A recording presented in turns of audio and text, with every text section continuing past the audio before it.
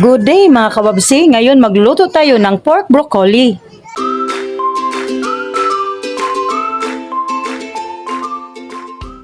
At ito po ang ating mga sangkap.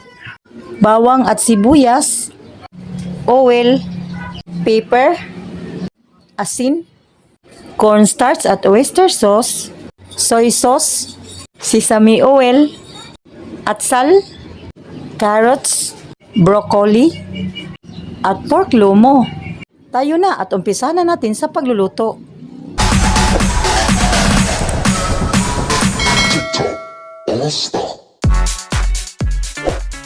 Mga kababsi, umpisahan natin sa pag-marinate ang ating pork lomo. Maglagay tayo ng maliit na soy sauce. Ganyan na mga kababsi. Maglagay tayo ng pepper, salt. Marinate muna natin.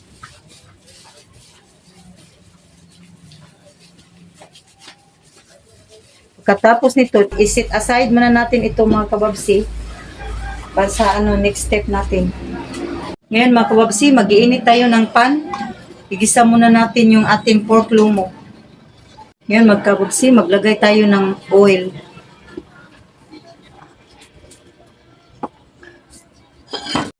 Ngayon mga kababsi, igisa muna natin ang ating pork lomo.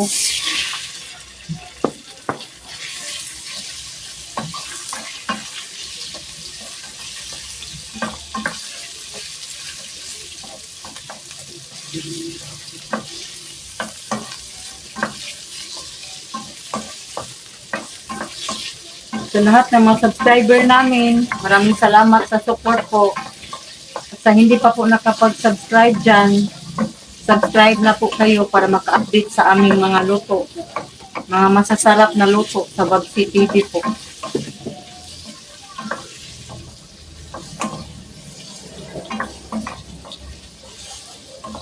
Isa muna natin ito para katapos isit aside muna natin para sa next step. Madali lang po malambot yung pork lomo po. Kasi pure meat lagi ito. Napaka-soft.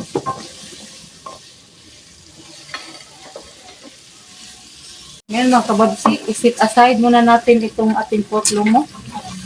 Pwede na ito para sa next step natin. Ngayon mga kababsi, maglagay tayo ng oil para sa ating broccoli. Gisa muna natin.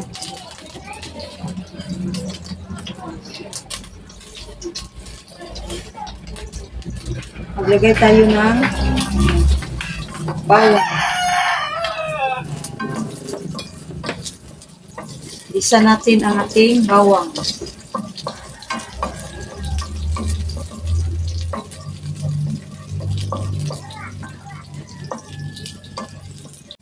Brown na po yung bawang natin mga kababsi.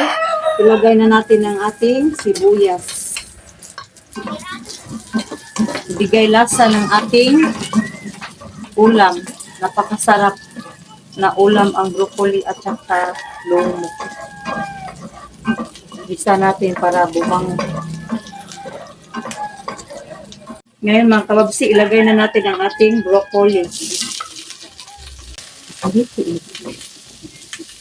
Ilagay natin ang ating carrots. Ang palasa ng ating broccoli, magpapaganda ng ating niluto. At maglagay tayo ng kaunting tubig lang mga kababsi para maluto ang ating broccoli.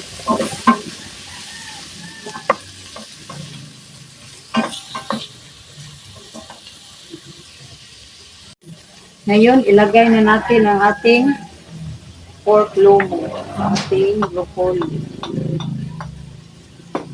Ganyan lang yan. Halo-haloin lang.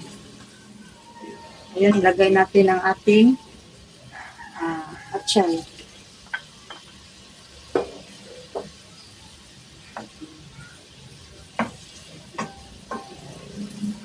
Lagay din tayo ng pepper,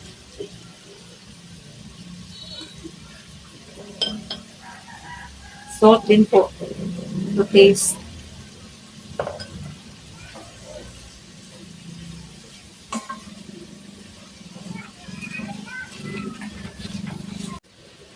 Ngayon, maglagay tayo ng oyster sauce. Mga kabagsi. Oyster sauce.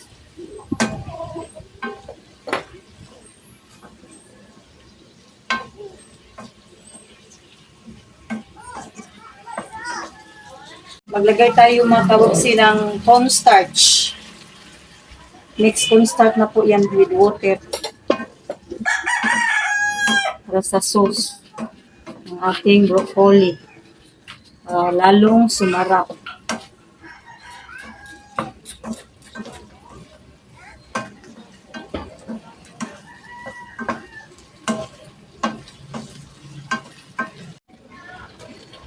Ngayon mga kababsi, luto na ang ating pork broccoli.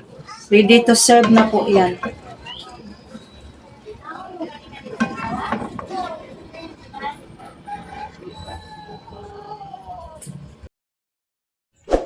Ito na po ang ating napakasarap na pork broccoli na masustansya at healthy pa.